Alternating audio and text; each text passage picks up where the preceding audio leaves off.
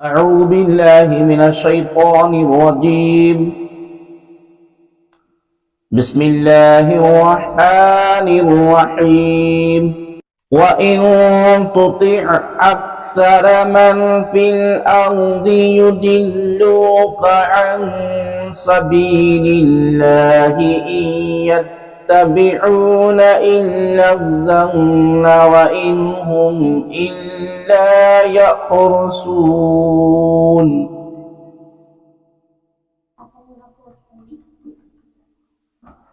اور اے سننے والے، زمین میں اکثر وہ ہیں کہ تو ان کے کہے پر چلے تو تجھے اللہ کی راہ سے بہکا دے.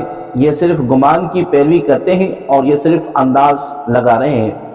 وَإِن تُطِعْ أَكْثَرَ مَن فِي الْأَرْضِ، اور اگر تو زمین میں موجود اکثر لوگوں کی اطاعت کرے.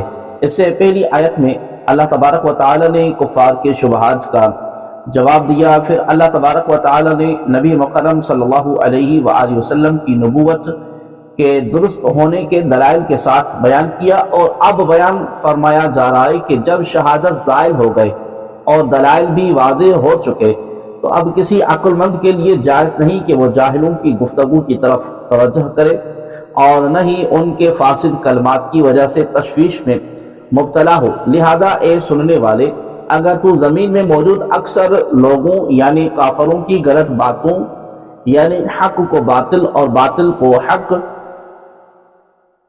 سمجھنے میں ان کی پیروی کرے گا تو یہ تجھے اللہ تبارک و تعالیٰ کے راستے سے بھٹکا دیں گے. ایک قول یہ ہے کہ اس سے جاہل اور نفسانی خواہشات کے پیچھے چلنے والے لوگوں کی پیروی مراد ہے. اس آیت میں یہ پہلو بھی داخل ہے کہ عوام ایسے لوگوں سے بھی محتاط رہے جو اسلام کا لبادہ اوڑھ کر اسلامی تعلیمات کی اشاعت کو اپنی ڈھال بنا کر اسلام ہی کی بنیادیں کھوکھلی کرنے میں مصروف ہیں. ان کے بارے میں علماء حق سے معلومات حاصل کر کے ان سے بچنے کی کوشش کریں. دین کے مسلمہ امور میں ان کی قیاس آرائیاں حق کو باطل اور باطل کو حق ظاہر کرنے میں ان کی صرف کی ہوئی توانائیاں کسی کام کی نہیں. ان کی پیروی دنیا اور آخرت کے عظیم خسارے کا سبب بن سکتی ہیں. مسلمان کو چاہیے کہ دینی امور میں صرف اللہ تبارک و تعالی جل جلالہ اور اس کے رسول کریم صلی اللہ علیہ وآلہ وسلم کی پیروی کریں، ان کے مقابلے میں کسی کی بھی پیروی نہ کریں.